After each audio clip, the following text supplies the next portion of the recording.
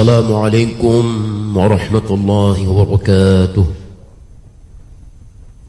Ibadallah, kaum muslimin sidang jamaah subuh Masjid Raya Baitur Rahman Banda Aceh, serta para pendengar Radio Republik Indonesia Banda Aceh, Radio Baitur Rahman, dan radio-radio swasta lainnya di mana saja Anda berada.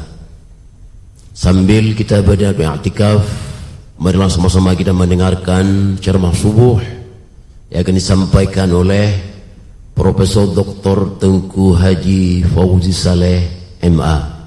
Dengan hormat kepada Ustaz kami persilakan. Sebelum dan sesudahnya kepada beliau, mari sama-sama kita aturkan terima kasih. Hadanallahu wa iyyakum ajma'in. Wassalamualaikum warahmatullahi wabarakatuh.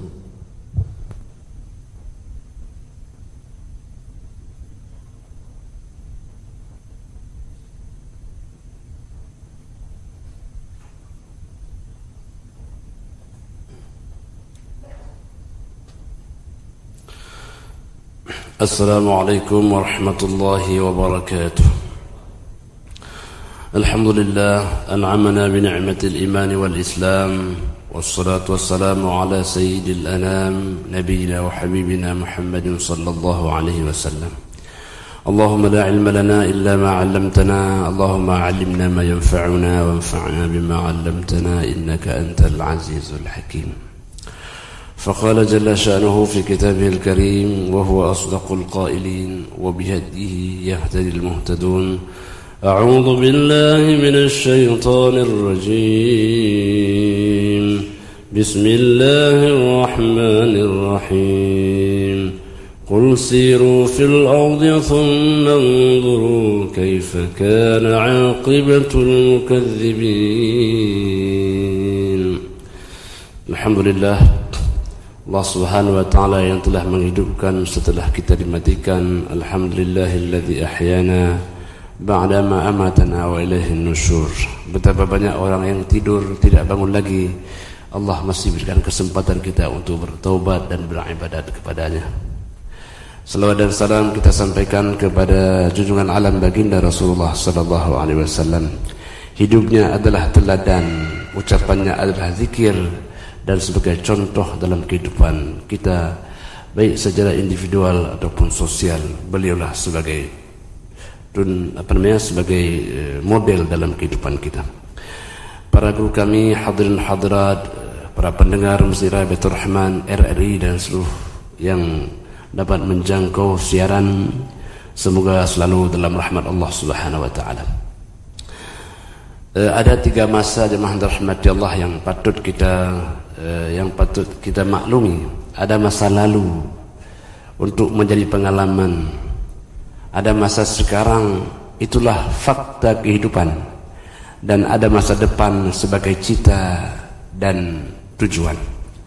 Hamba Allah yang dimuliakan oleh Allah Subhanahu wa taala, maka oleh karena itu orang yang bijaksana, orang yang tidak pernah melupakan masa lalunya. Dalam kajian itu disebut dengan tarikh.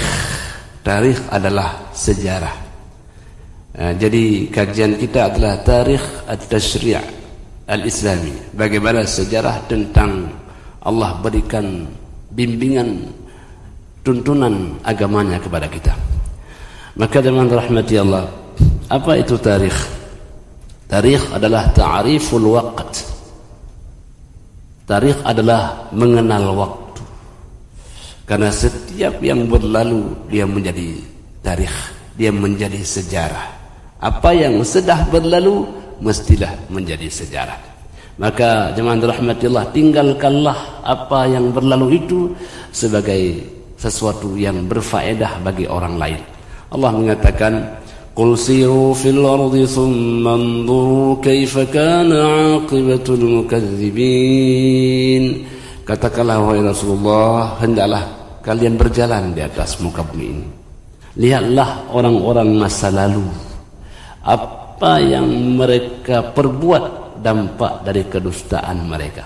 Jadi diperintahkan kita untuk melihat masa silam agar menjadi pelajaran pada masa kini dan masa yang akan datang. Yang baik kita ikuti, yang tidak baik tidak pernah kita mau mengambilnya. Maka zaman rahmati Allah disebut dengan ilmu tarikh. Apa ilmu tarikh? Ilmu sejarah itu apa?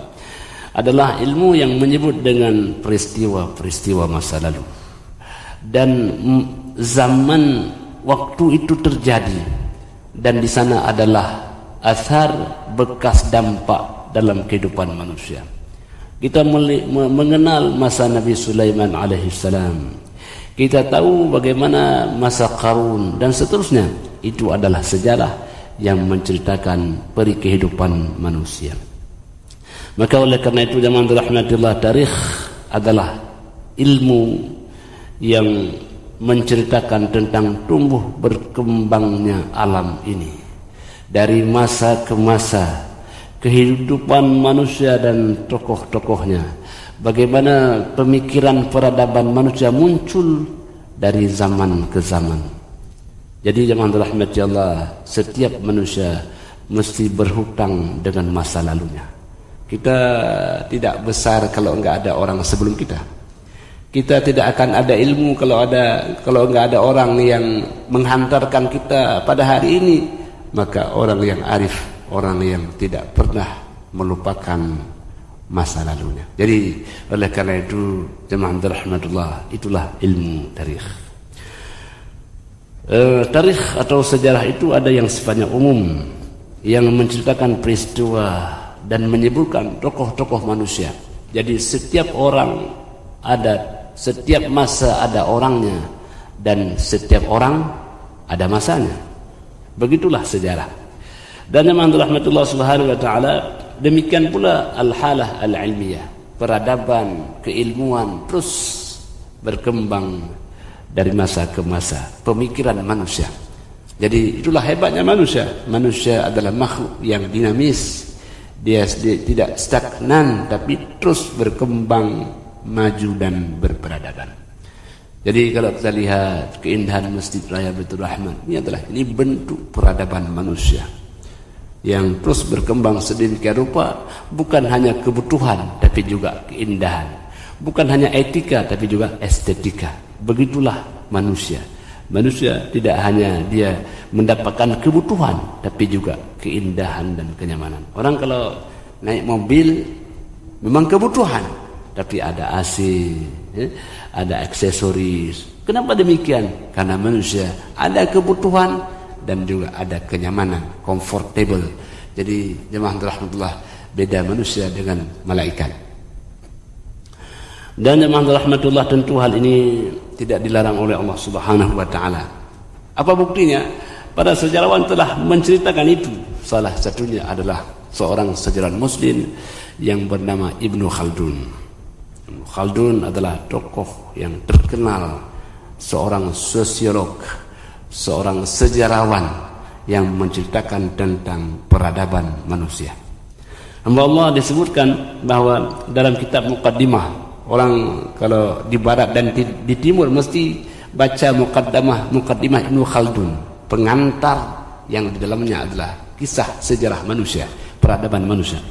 Apa sejarahnya?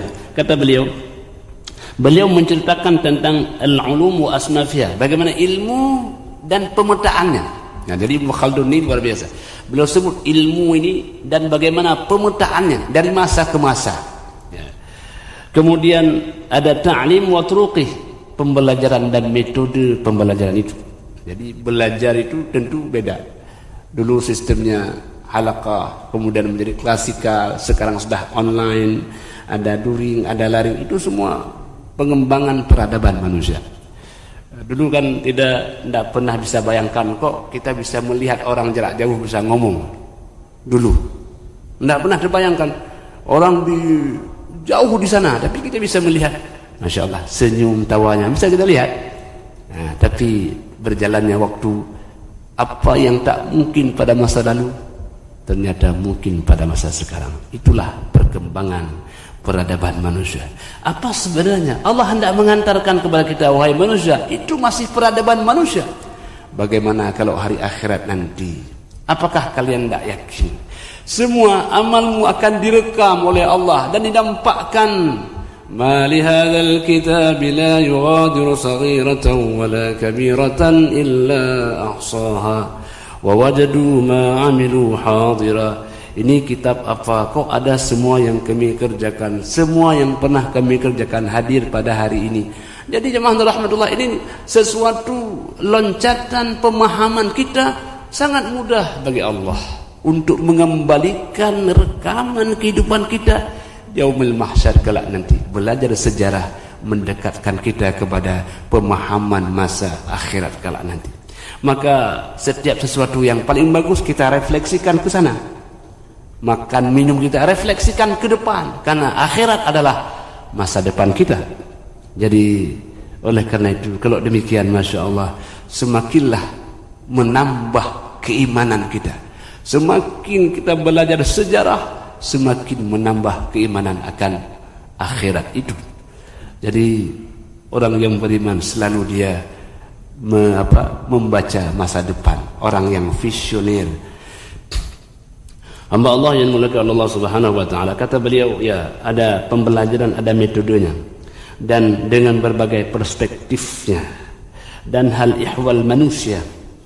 Kemudian juga beliau menyebutkan tentang bagaimana ilmu fikih pada awalnya berkembang terus, ada dengan berbagai mazhabnya. Lalu ada ilmu faraid yang Nabi mengatakan ta'allamul faraidah fa innaha awwal ilmin yunza'. Jadi belajarlah kamu faraid, dan itu ilmu yang pertama dicabut pada manusia. Nanti orang di penghujung zaman tak tahu lagi ilmu faraid itu, sehingga adik dengan abang berseteru gara-gara warisan. Kenapa? Karena mereka sudah jauh dengan ilmu faraid. Allah tahu persis kehidupan manusia, maka Allah beri bimbingan. Ini harta, ini cara pembagian harta. Ini harta, bagaimana kamu memperolehnya. Harta harus menghantarkan kamu kepada kebaikan dan kebahagiaan. Jangan gara-gara harta kamu menjadi saling bermusuhan. Begitulah bimbingan Allah kepada kita. Maka jemaah rahmati Allah, memang umat Nabi Muhammad sallallahu alaihi wasallam, salah satu ujian yang beratnya adalah harta. Nah, jadi maka dalam surah An-Nisa ayat 7, 8, 10, 11 menceritakan tentang bagaimana pembagian harta warisan. Ini adalah bentuk yang dibimbing oleh Allah Subhanahu wa taala. Kita kembali ke kitab sejarah tadi. Banyak para ulama menulis tentang sejarah itu. Ada yang menulis namanya kitab Al-Islam Siyasi wad-Dini wal-Thaqafi wal-Ijtima'i oleh Hasan Ibrahim Hasan. Ini sejarah, ya, siasah, agama, peradaban dan sosial. Peradaban dan sosial. Jadi manusia semakin ke depan semakin butuh interaksi sosial. Makanya dilihat bagaimana hubungan sosial kita. Dulu hubungan sosial mungkin kita dengan tetangga. Sekarang sudah lewat medsos itu kita bisa berinteraksi dengan lintas kawasan.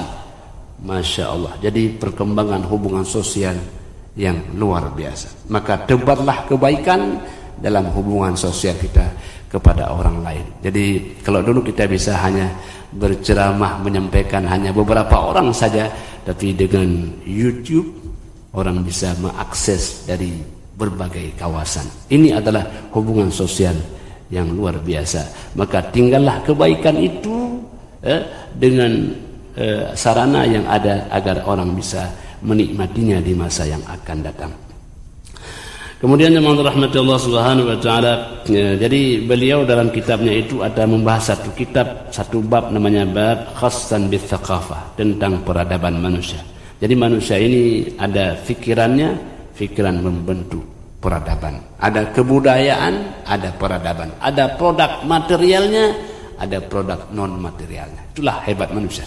Manusia yang dia hasilkan bukan hanya material, bukan hanya bentuk-bentuk, tapi dihasilkan pemikiran-pemikiran yang bisa mendorong akan kemajuan dan kehidupan manusia. Karena manusia ini tidak hanya butuh material, tapi manusia juga butuh kepada immaterial.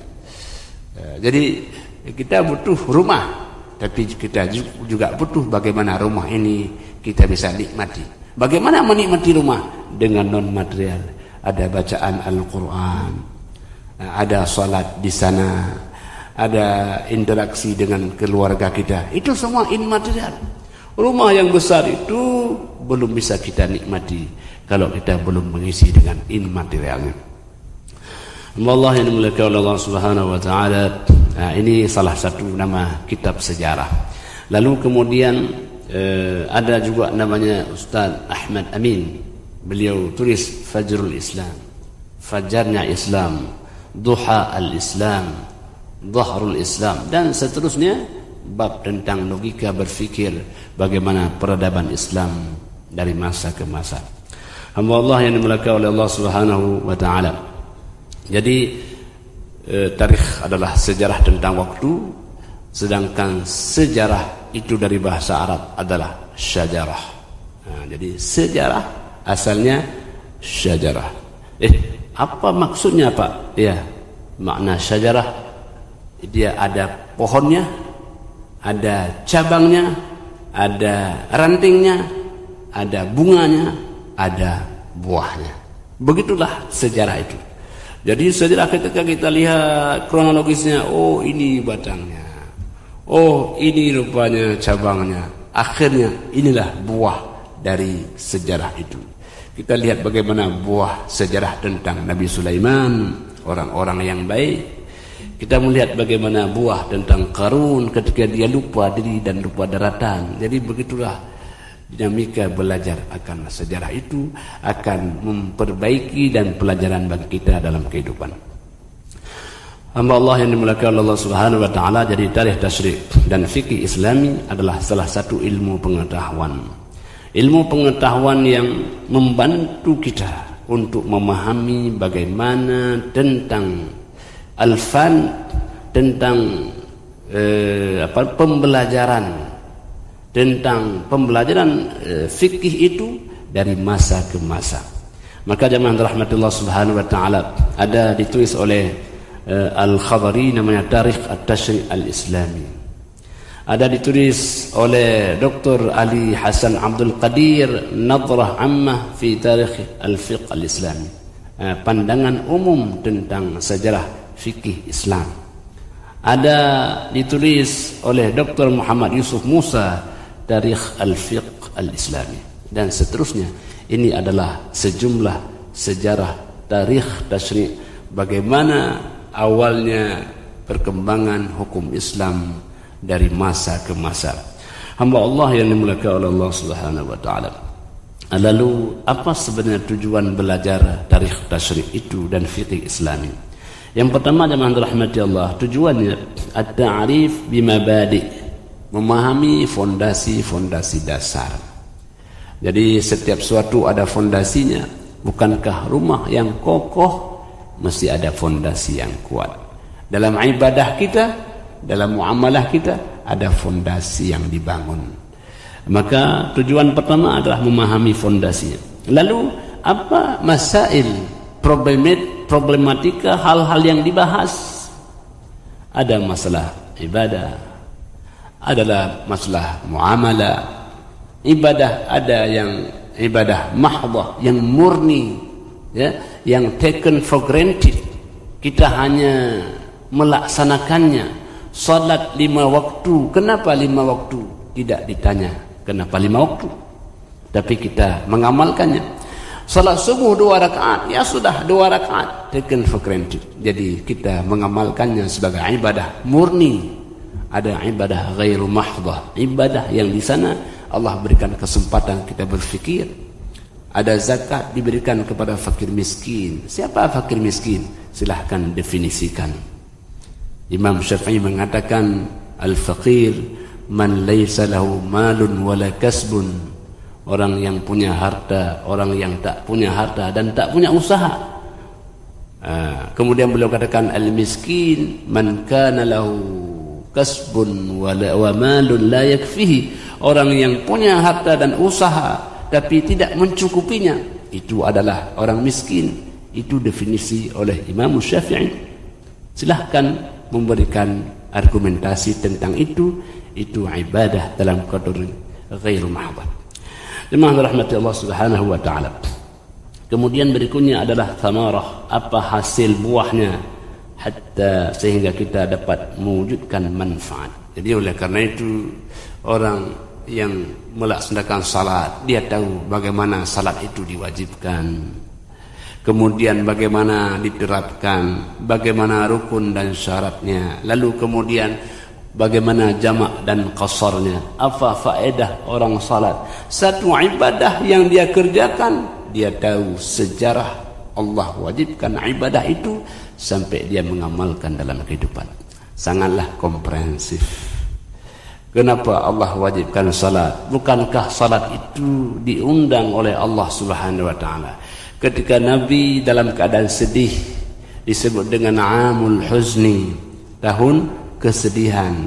Sedih karena meninggal istri yang tercinta Khadijatul Kubra.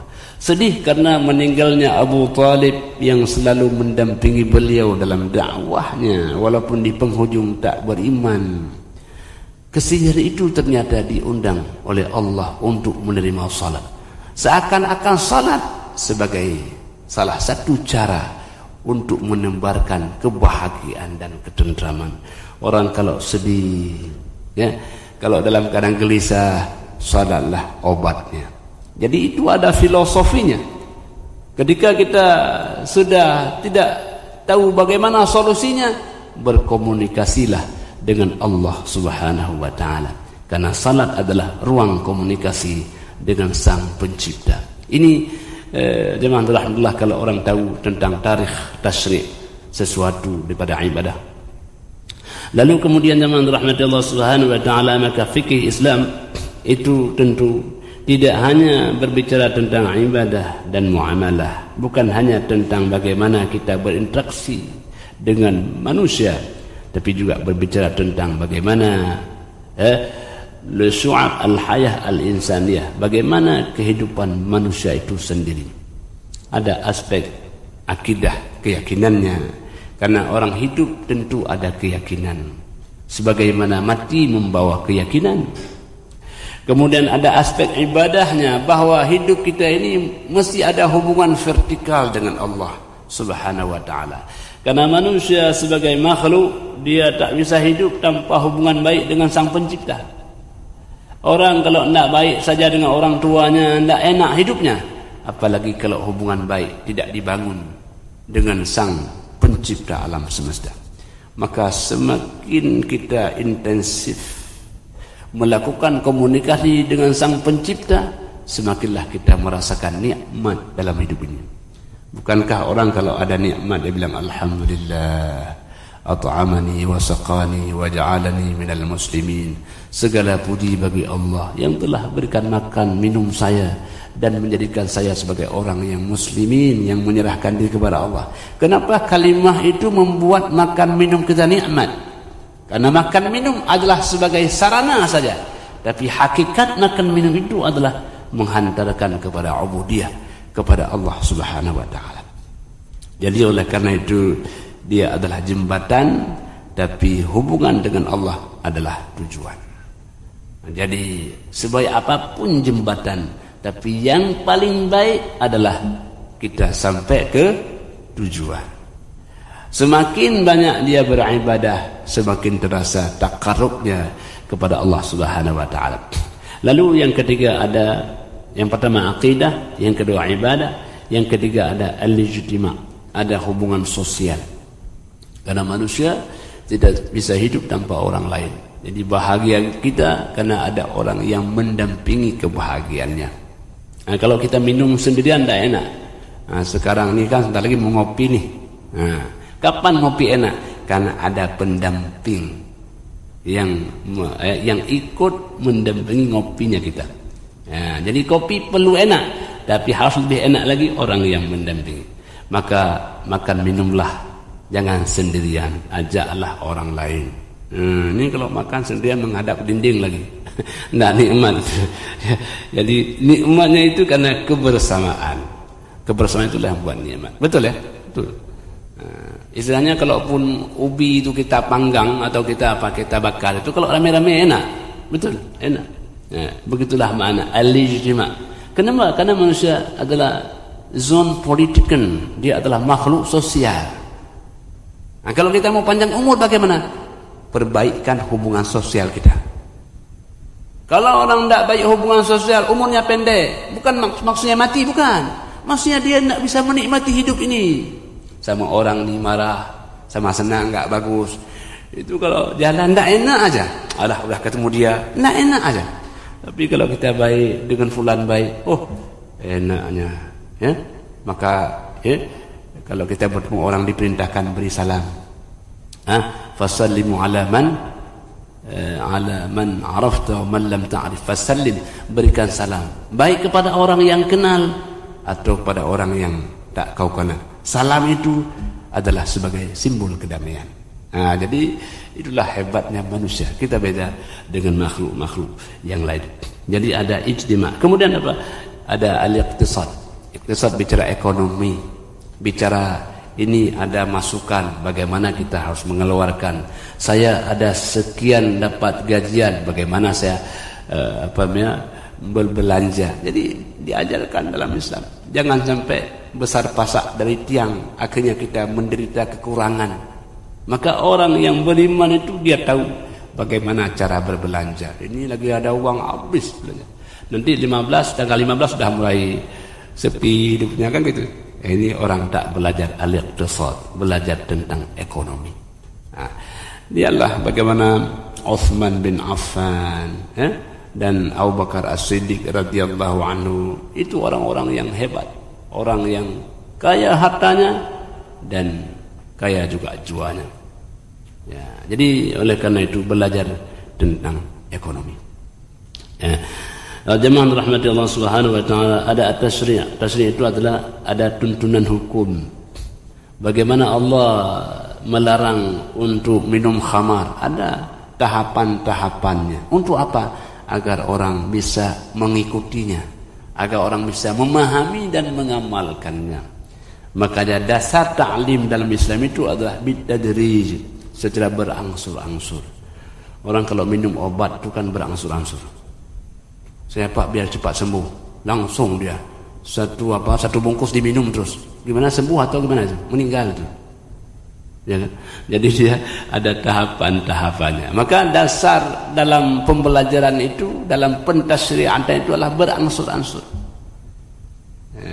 Maka Allah mengatakan wa nunazzilu minal qur'ani ma huwa shifaa'un wa rahmatun lil mu'minin wa la yazidul zalimina illa khasara.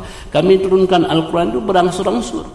Untuk apa ya Allah? Agar kamu mudah membacanya, mudah mempelajarinya, mudah menghafalnya, mudah mengamalkannya. Oh enak ya kita hari ini, besok dan sebagainya. Jadi dasar daripada pentasyri'atan itu adalah secara berangsur-angsur.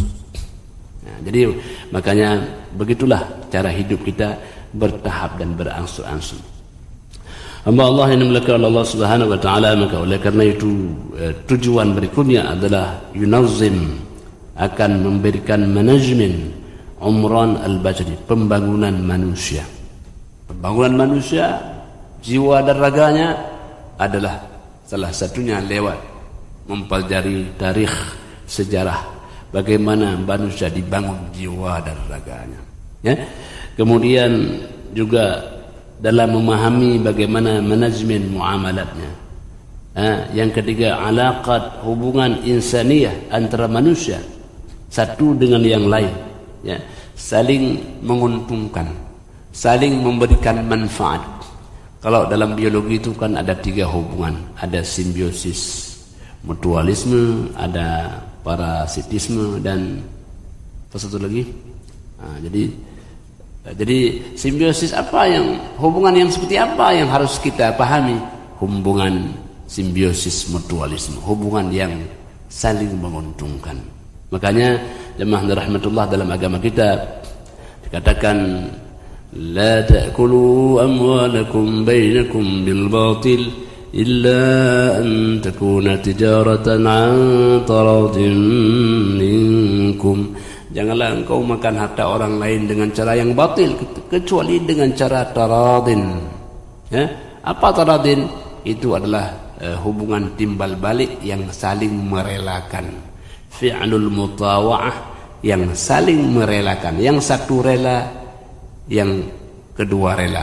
Pembeli rela, penjual senang. Begitulah. Awalnya hubungan jual beli antara pedagang dengan pembeli lama-lama jadi saudara. Kenapa? Karena taradin tadi. Memang Pak, gimana cerita saudaranya? Dulu saya beli ini Pak, sedik cabai, tapi karena macam mana hubungan baik, kami sudah bersaudara. Ya Allah, itulah taradin. Awalnya hanya hubungan penjual dengan pembeli, lama-lama jadi persaudaraan. Awalnya adalah utang mengutang, lama-lama jadi persaudaraan. Atau lama-lama jadi permusuhan. Nah, jadi maka jemaah rahmat itu sebenarnya aspek-aspek yang harus kita bangun. Semoga jemaah rahmatullah, semakin hari kita hidup semakinlah matang dalam kehidupan kita. Bukankah buah itu semakin lama dia semakin enak untuk dinikmati? Demikian hidup kita. Semakin lama kita hidup, semakin terasa kita bisa menikmati dan bisa membagi-bagi nikmat kepada orang lain. Jadi oleh karena itu manusia itu dua aspek. Pertama untuk dirinya dan kedua untuk orang lain. Orang yang baik adalah orang yang bisa berbagi kebaikan kepada orang lain. Khairun nasi anfa'uhum linnas. Orang yang paling baik, orang yang bisa mendistribusikan kebaikan itu kepada orang lain. Kalaupun kita tidak punya harta, berbagilah kata-kata yang enak didengar oleh orang lain. Demikian dan terima kasih. Hanya kepada Allah sajalah kita akan kembali.